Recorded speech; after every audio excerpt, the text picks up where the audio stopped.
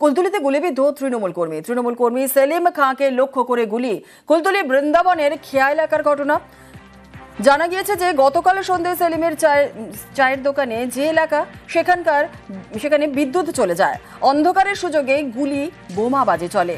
4 round গুলি এবং বোমাবাজির অভিযোগ। আশঙ্কাজনক অবস্থায় কলকাতার হাসপাতালে ভর্তি করা হয় সেলিমকে।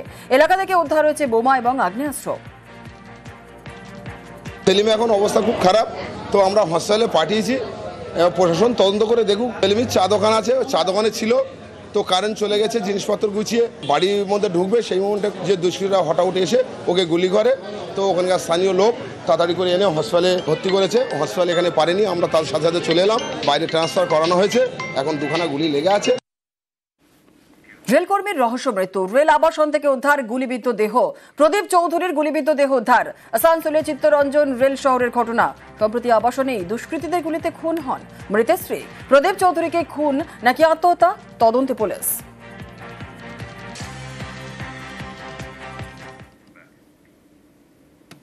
বরানগরে দোকানের ভিতরে সোনা ব্যবসায়ীকে খুন, আর এর পেছনে কি ব্যক্তিগত শত্রুতা? এই প্রশ্নই জোরালো হচ্ছে, কারণ দোকানে ব্যবসায়ীর একা থাকার সময় জেনে হানা দেয় দুষ্কৃতীরা, আর এরপর ডাকাতি আর তারপর খুন। পুলিশের নজরে নিহত ব্যবসায়ীর কল ডিটেলস, কিন্তু তাঁর মোবাইল ফোন এখনো পাওয়া যায়নি।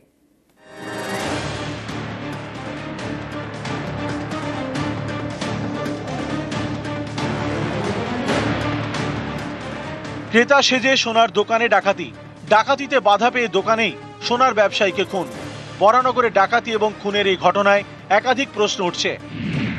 শুধুমাত্র ডাকাতিতে বাধা পেয়ে কি ব্যবসায়ীকে খুন, নাকি এর পিছনে ব্যক্তিগত শত্রুতা রয়েছে?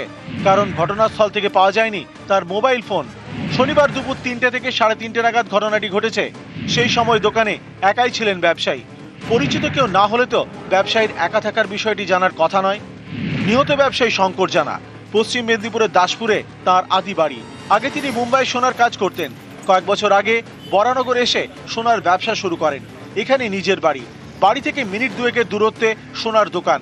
নিজের দোকানেই খুন ব্যবসায়ী।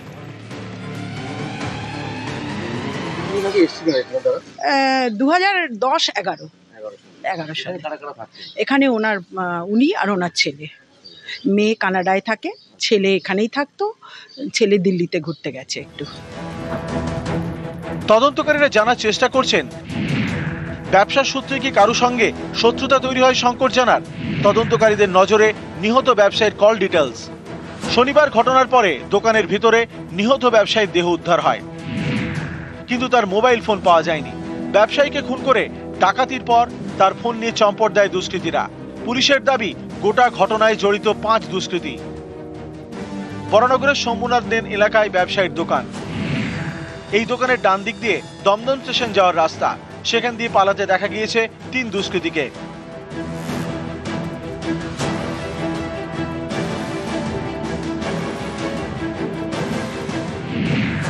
বাকি 2 জন পালিয়েছে দোকানের বাঁ দিক দিয়ে সিথির মোড় হয়ে।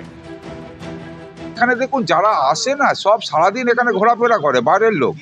হ্যাঁ, অনেক ঘোরাফেরা, তারা সব এইখানে রেকি করে, তারা এখানে জানে, তারা এখানে মাটি তোলে, নোংরা তোলে, এরা সবটাই পাড়ার জানে। এই গলি ওই গলি জানে, পাড়ার লোক যত না যায়, বাড়ির গলি এই গলি সব কিছু জানে।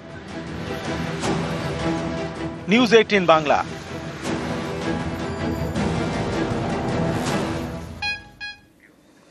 জয়পুরের হাসপাতালে বিধ্বংসী আগুন, মৃত 6।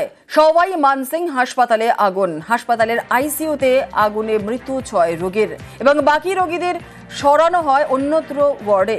শর্ট সার্কিট থেকেই আগুন বলে প্রাথমিক অনুমান। ट्रॉमा आईसीयू में शॉर्ट सर्किट हुआ, और शॉर्ट सर्किट की वजह से एकदम तेजी से आग लगने से वहाँ पर टॉक्सिक गैसेज और वो सब फैलने लगी। और उसमें अधिकतर क्रिटिकल पेशेंट होते हैं जो मोस्टली कोमाटोज होते हैं। तुरंत रेस्क्यू करा उनको, जितने पेशेंट्स हम आईसीयू से बाहर ला सकते थे तुरंत लेकर आए, उनको दूसरी जगह पे शिफ्ट किया। उसमें से 6 जो पेशेंट हैं हमारे काफ़ी अधिक गंभीर थे, तो उनको बाहर काफ़ी कोशिश किया CPR दे के सर्वाइव करने की, पर वो बचा नहीं पाया। क्रिटिकल अभी 5 के पेशेंट और क्रिटिकल हैं। अभी हमारा FSL टीम का जांच में सामने आएगा कि कॉज क्या है, क्या कारण रहा है आग लगने का। अभी प्रथम दृष्टया इलेक्ट्रिकल शॉर्ट सर्किट लग रहा है। চোখ রাখবো কটকের দিকে। কটকে ভিএইচপির মিছিলে ধুন্ধুমারের জের। কটকে 34 ঘন্টার কারফিউ জারি। বিশ্ব হিন্দু পরিষদের মিছিলকে লক্ষ্য করে ইট বৃষ্টি, পাল্টা মিছিল থেকে হামলা, দোকান ভাঙচুর করা হয়। পরিস্থিতি নিয়ন্ত্রণে পুলিশের লাঠিচার্জ, টিয়ার গ্যাস। দুর্গা বিসর্জনকে ঘিরেই গন্ডগোলের সূত্রপাত। 3রা অক্টোবর কটকে বিসর্জনে পাথর বৃষ্টি, বিসর্জনে শোভাযাত্রায় পাথর ছোড়ার অভিযোগ। আহত হন কটকের ডিসিপি সহ বেশ কয়েকজন। আর এর প্রতিবাদেই সোমবার বন্ধ ডাকে ভিএইচপি। গতকাল কটকে ভিএইচপি র্যালিতে তুলকালাম পরিস্থিতি হয়, উত্তেজনা সৃষ্টি হয়। আর 24 ঘন্টার জন্য কটকে বন্ধ সোশ্যাল মিডিয়া। চলছে সেখানে পুলিশি টহল।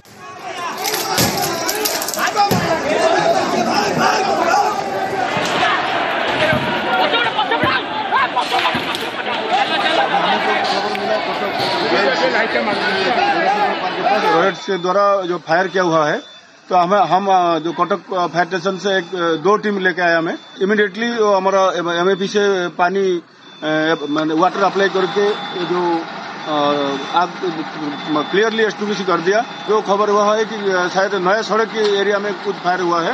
अभी पुलिस प्रोटेक्शन से वही जो नया सड़क की तरफ से जा रहे हैं।